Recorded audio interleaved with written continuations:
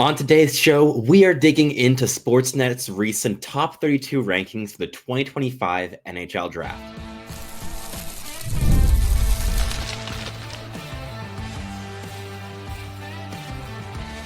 You are Locked On NHL Prospects, part of the Locked On Podcast Network. Your team every day.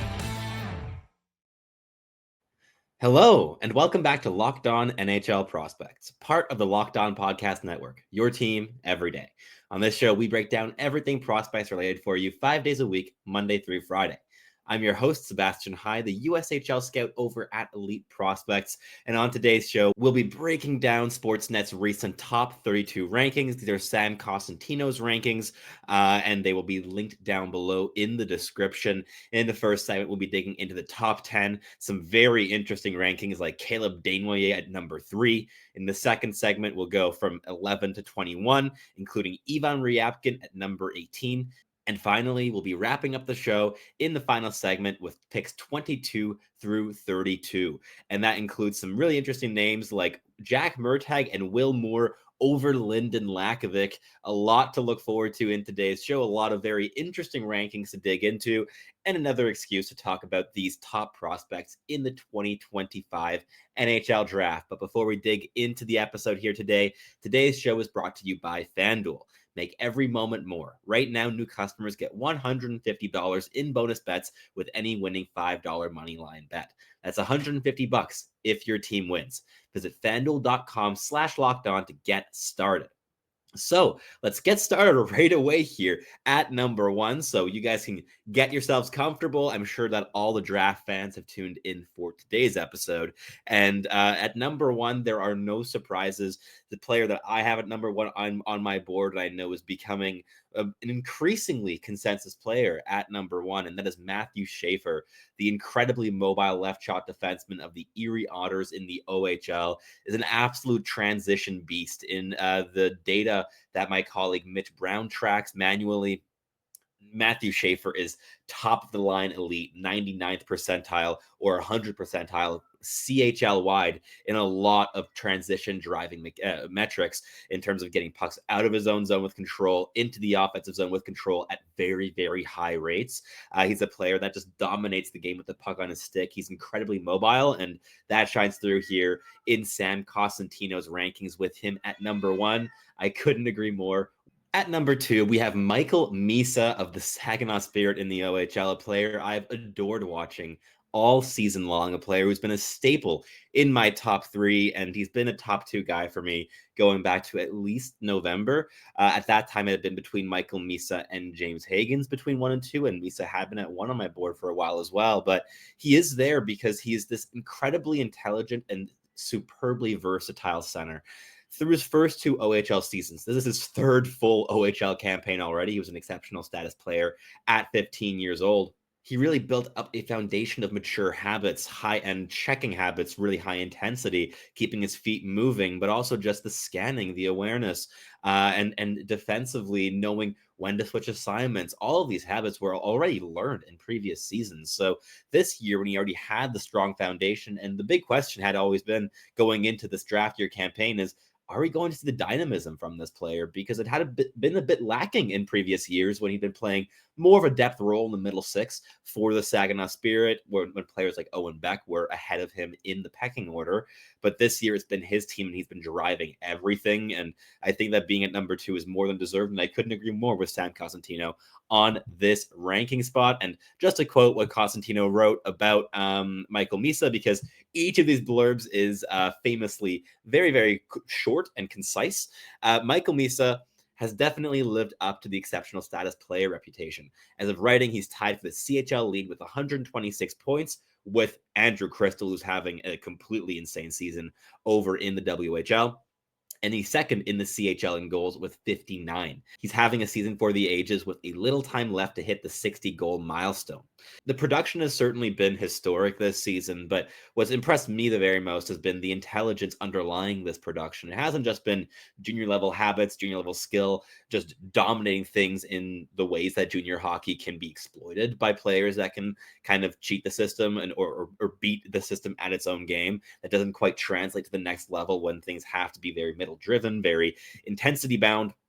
And Michael Meese already has all these foundational elements. So a player that I'm very excited about and definitely think is a top 2 talent in this year's draft class. But the big surprise here comes at number 3 because Caleb Desnoyers is here. The 6'2", 178-pound Moncton Wildcats centerman is a very, very mature player. He's very intelligent. He's defensively responsible. He's a very good playmaker, has a lot of intensity, not the prettiest of skater, but makes up for that with a pretty high stride rate.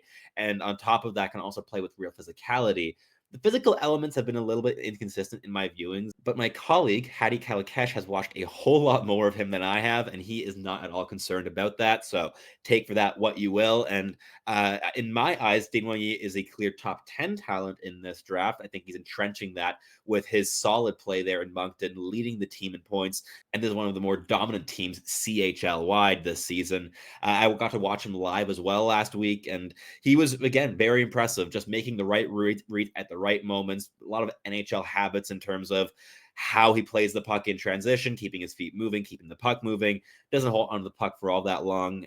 He's a very pragmatic kind of player who plays the game that's in front of him, and a player that I think will be picked very high because of that, because he has a very high likelihood of being a second line center in the NHL. But that first line upside, I think, I'm not sure of it. I'm not sure it's all that there, but maybe as a complementary piece playing on the wing, that would be possible. I think at center, I would doubt that he could entrench himself as a 1C in the NHL, but still definitely big time second line center potential. Number 3 is high, certainly. I think that number 8 or 9 is more in the range that I would feel comfortable. But I know a lot of NHL teams are high on this player, but certainly met with some skepticism in the public scouting community when seeing him at number 3 here was released in the Sportsnet's rankings. But at number 4, there's James Higgins, the dynamic centerman playing with Boston College in the NCAA, playing with Ryan Leonard and Gabe Perreault. It's a very dynamic line there. Likely the most dynamic line in the entire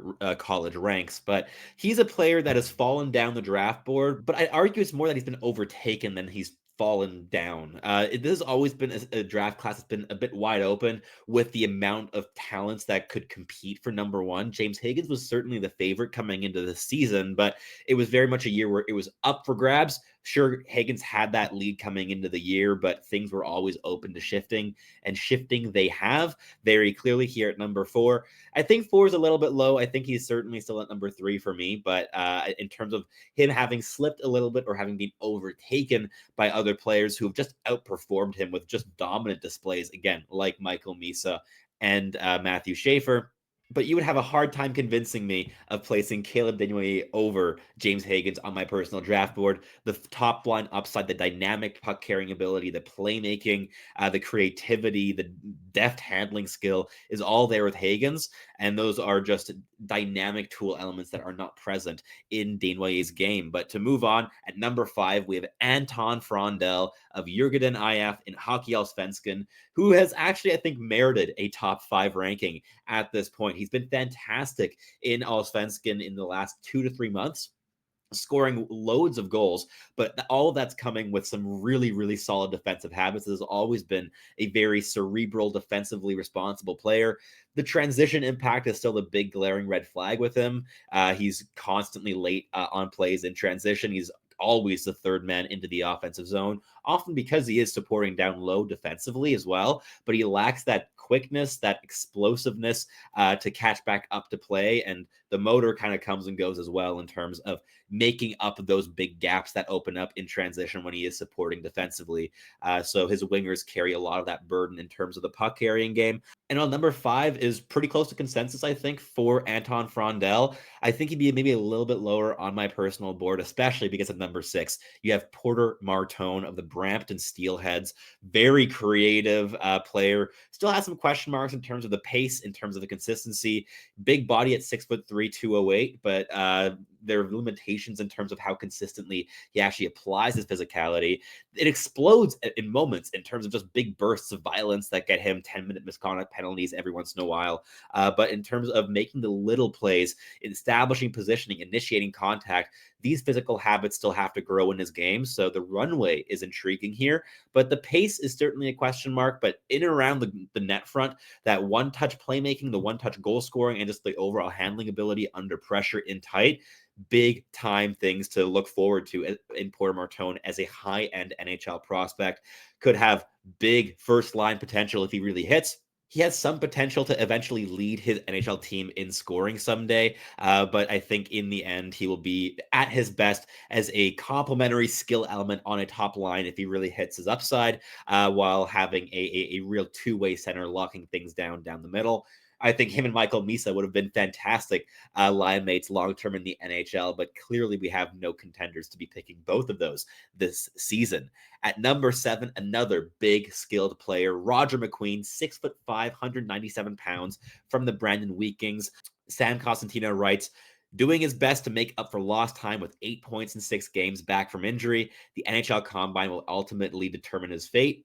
I find that interesting. I think that the combine shouldn't really be the make or break for prospects in this sense, in terms of determining his fate, because he's already shown a lot going back to his D-1 campaign and as well to the 15 games or so that he's played so far this season.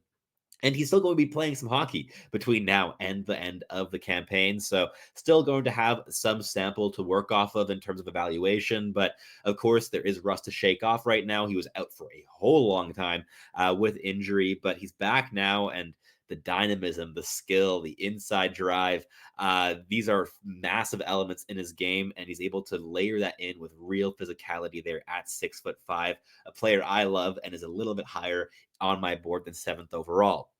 But to wrap up this first segment, let's do a quick fire for the final 3 players here. We have Victor Eklund at number 8. He's a 5'11", 161-pound high motor winger there in Hockey Allsvenskan, also playing with Jurgen. So we have 2 Jurgen IF players in our top 10, which is the same on my personal board as well. And I think Sam actually describes his game very well. Perpetual motion is the best way to describe his play. If he's not lurking around the offensive zone, he's finding a way to track pucks. This is his game. He's constantly active, looking at ways how to impact play. If he's not, as he's saying, lurking around the offensive zone, trying to find those little gaps in play and just pouncing on loose pucks, he is just chasing the play, applying that pressure. Very fun player to watch with a lot of potential as a also checking element on a top 6 line in the NHL someday.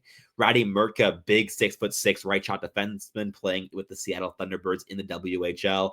Big time scoring once he made the switch to North America, but slowed down a little bit in the past couple of weeks. But in terms of the defensive game, I think he's a really intriguing talent. Very rangy, very mobile, very intelligent with his defensive engagements, the timing, the anticipation, the composure to not overextend himself or take unnecessary risks are all big elements in his game. I think a top 10 slot, especially in a draft class lacking right shot defensemen this high up, I think that it makes a lot of sense for him to be up in this range, even though he's probably more in my early teens than inside my top 10. But to wrap up the first segment, we have Jake O'Brien, big riser over recent months, big time playmaker with the Brantford Bulldogs in the OHL at 6'2" and 172 pounds. He still has a lot of growing room to grow into his frame, fill out.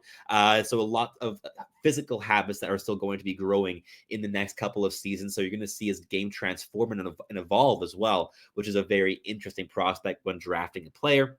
And on top of that, the dynamism, the creativity, and just the pure playmaking ability are among the best in this entire draft class. He's merited to be at number 10. I think that's exactly where he should be falling at this point. But that wraps up the first segment here for us today. And the next one will be continuing with picks 11 through 21. But first, a quick message from our sponsors here at Locked On NHL Prospects. Did you know getting a good night's sleep is the #1 recipe for long-term success in life? I didn't. It took me way longer to realize than I'd like to admit. It was years of tossing and turning. I was always tired. I never felt like I could live up to my potential, but not anymore. Thanks to Bear Mattress. I used their sleep quiz and I matched with the Elite Hybrid. It's perfect for side sleepers like me. Now I wake up energized. I'm getting deeper sleeps and I'm ready to attack the day. No matter how you sleep, Bare Mattress has a match for you with a focus on recovery, cooling, and pressure relief to upgrade your sleep and improve your overall quality of life. Go to baremattress.com and use promo code LOCKEDONNHL at checkout for 40% off site-wide. This offer is not available anywhere else. You have to use my promo code on the very last page of checkout to get this discount. That's baremattress.com and use promo code LOCKEDONNHL for 40% off site-wide. Baremattress.com, promo code LOCKEDONNHL. All right, let's keep this episode rolling in the second segment, kicking it off at 11th overall with Carter Bear of the Everett Silvertips, the most energetic, feisty, violent little ball of offensive skill. Carter Bear is one of my favorite players in this entire draft class, but unfortunately out for the season with a really, really, really ugly injury, one that you never want to see really happen in the sport of hockey, and that is an Achilles laceration, a skate cutting the back of the ankle. Very, very ugly injury. Will be a difficult one to rehab from as well. So that definitely sprinkles some doubt into the equation of where he's going to fall on draft day. But with how he plays the game in terms of the elite playmaking ability paired with that intense motor and giving his all every single shift, he's made for NHL playoff hockey. He has that skill to be in a top six role. And I think that he has also the intelligence and defensive engagement to make it work in the NHL and return from this injury. But fingers crossed he's able to do so with as much ease as possible. But I think 11th overall is very much the range. So Sam Cosentino, pretty good job here with Carter Bear, because I think dropping him too low would not have gotten me too happy, because he's such a skilled and intelligent and fantastic prospect. But moving on, number 12, we have Logan Hensler of the University of Wisconsin, 6'2", mobile right shot defenseman. Does a lot of things really well, but nothing extraordinarily so. He's rangy, he covers ice very well, he's mobile against the rush. There's a lot to like in terms of this package, and honestly, the comp that Sam Cosentino gave isn't a bad one whatsoever, and that's Brandon Carlo, a player I think in terms of the defensive habits Hensler can aspire to and work towards over the course of the next half decade or decade even. And he certainly lacks some offensive dynamism and offensive pop, but for an NHL team drafting in that 10 to 20 range, I think he's going to be a very, very alluring option, because he brings that mobility, that right shot, playing NCAA hockey, getting better as the year is going on, bringing that mobility, the rush defending, and just that runway in terms of evolving as a more defensive piece on a hopefully second pairing if all works out. But if not, a stabilizing element on a third pairing, you're most likely getting an NHLer out of this player. At number 13, you have a bit more upside, and that's with Jackson Smith, 6'3", left shot defenseman from the Tri-City Americans in the WHL, an elite level skater, the agility, the explosiveness in all four directions. There's a whole lot to like with this player, and a guy that I've really loved watching in my viewings. I think there's a lot of room to grow also offensively. The flashes of playmaking dynamism of just cutting open defensive and sending a pinpoint perfect pass onto the tape of a player backdoor for an easy tap and goal. These flashes have been there, but the points haven't come consistently. The support isn't all that great either in Tri-City, but number 13 is maybe a little bit lower than where I'd have him, but certainly the range where he should be falling come draft day. But with his size and mobility, I think that a team's going to take that swing in the top 10, because there aren't all that many defensemen in this year's draft class. But number 14, another very skilled player, and that's Justin Carbonneau of the Blainville-Boisbriand Armada in the QMJHL. 6'1", 191-pound right winger with a whole bunch of puck skills. Excellent when he's on, but also a bit inconsistent in terms of the engagement. He's a player that can float around. I watched him live, and he certainly had a lot of shifts that game where he was floating around and commanding his teammates to do certain things. I didn't look like the most fun teammate on the ice on certain shifts, but when he explodes, he is a tremendously dynamic player with a really high-end release, easily above NHL average projection in terms of the shot. And he pairs that with the same level of handling, the same level of playmaking. All these flashes have been brilliant at times. And I think at his best, when all of his tools work together, he's a top 5 caliber talent in this draft. But things haven't been that consistent this season. But he still leads his team in points by a long shot. He's second in the QMJHL in scoring, last I checked. A lot of points going his way and a whole bunch of skill, but also a lot of underlying habits that still have to come in. That said, he also has shown games where he's shown a lot more pace, a lot more engagement, a lot more energy, which is something hopeful in his projection. But we got to speed things up here in the back half of the top 32. So let's do that. At number 15, a big centerman from the Windsor Spitfires, Jack Nesbitt.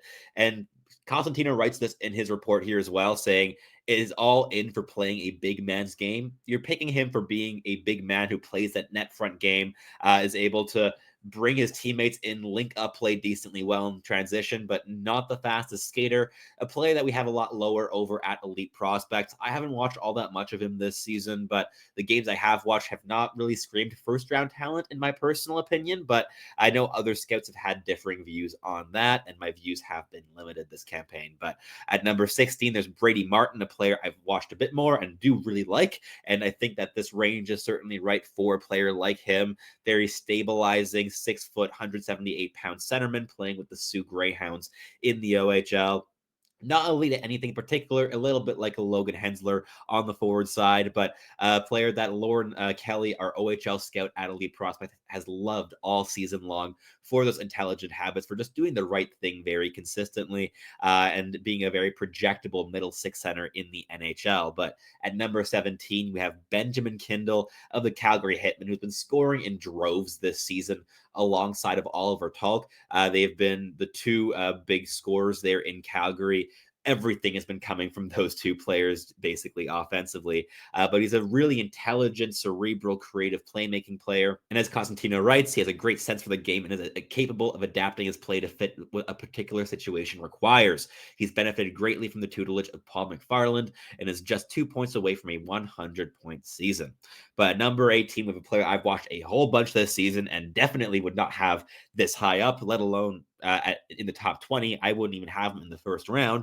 And that's Ivan Ryabkin of the Muskegon Lumberjacks in the USHL.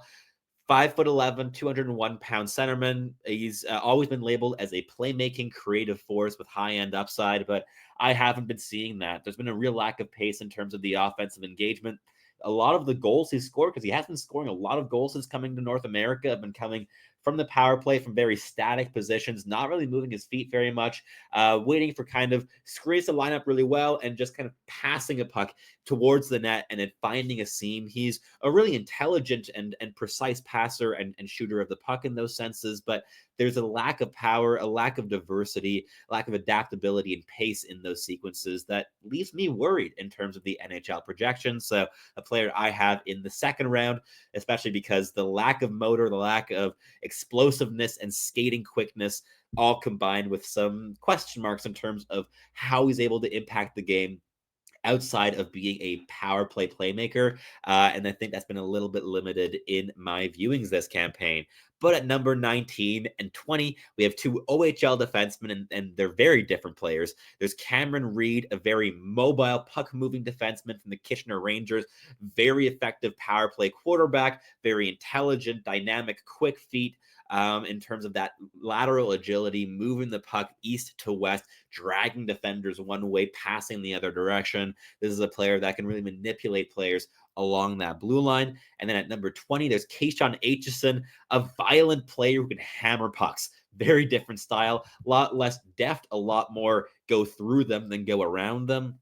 And he has 25 goals this season because, again, very, very hard shot. And it's an old school nastiness and hard shot kind of combination that you have to enjoy watching. I think 20 is a bit bullish, perhaps, but first round talent in my view, because he has all of those perhaps like second pairing elements with that violent physicality, that defensive ability, the mobility that can still grow a little bit, but should be a strength in the end of the day. And with that big time shot, which is just fun to watch. And hey, who knows? Maybe he ends up being a second power play one-time option someday in the NHL. But let's wrap up the segment with a final OHL player in Malcolm Spence of the Erie Otters, standing at 6'1" and 203 pounds. He's a very reliable and consistent player. He brings consistent energy. He's a good net front player. He gets the grimy, dirty areas. He works hard, keeps his feet moving, and projects as a good middle six player. So I agree fully with Sam Cosentino, both on the ranking slot and the reasoning for this guy. Then at number 22, we have Cole Reshny of the Victoria Royals in the WHL, standing at 5'11" and 183 pounds. He's a player who can bring some energy at times, but I think is a little bit of a perimeter-based playmaker, which is why he's more of a second-round guy for me in terms of there being some question marks with the overall projection. But the production has been massive this season, a little bit like with Benjamin Kindle. But for me, Kindle's been a lot more projectable, even though he's a little bit smaller than Cole Reshny. But that wraps things up for the second segment. In the final one, we're going to wrap up the show with the rest of the top 32 rankings. But first, a quick message from our sponsors. March Madness is here, and FanDuel is giving you the chance to get in on the action like never before. Right now, new customers can get $200 in bonus bets when your first $5 bet wins. That's 200 extra bucks to use on everything from buzzer beaters to Cinderella stories, and even who's cutting down the nets. I've got my eye on a few underdogs this year, and FanDuel makes it very easy to back them with spreads, totals, and game props. With tournament games happening almost every single day, there's always something exciting to bet on. The FanDuel app is simple to use, and when I win, I get paid instantly. No waiting around. So visit FanDuel.com and get in on the college hoops all tournament long. All right, let's wrap up the show here in the final segment with picks 23 through 32. And starting off, we have Braden Coots of the Seattle Thunderbirds in the WHL, staying at 5'11" and 183 pounds. This is a player who is all energy. He's got speed to burn, a motor that never quits, and a lot of some playmaking flash as well that has been growing over the course of this season. He's a player we've loved all season long over at Elite Prospects, always driven by Daniel G, especially our crossover scout who has loved everything he's seen of Braden Coots this campaign. And a lot of that has also been just going with the complex nuances in his rush patterns, in the playmaking habits, in the way he processes the game offensively. This is a very projectable player who should be a very high energy second line guy at the end of the day if he pans out. But at number 24, we have Sasha Boumedienne of Boston University in the NCAA, who has massively improved his skating this season. He came into the year with almost the worst stride in the entire draft class. And at this point, it's gotten to a not quite average, but not far below that either, which has radically changed how he's been able to approach the game defensively. And he's always been a high-end passer, very intelligent, cerebral player who is at his best on retrievals, getting the puck out of the zone with control, and also just reading the play well offensively. He's consistently in the right position, supporting play well, but still a guy whose skating have left him behind the play quite often, but that's shifted recently. So for the youngest player in college hockey, it's been a progressive campaign there with Boston University, and I think a first round ranking is granted at this stage, but I think number 24 might be a little bit high and is a little bit of a bet on that upside with the intelligence and the passing ability specifically. But then we have two NTDP players that I have watched all year long, and those are Jack Murtagh and William Moore at 25 and 26 back to back.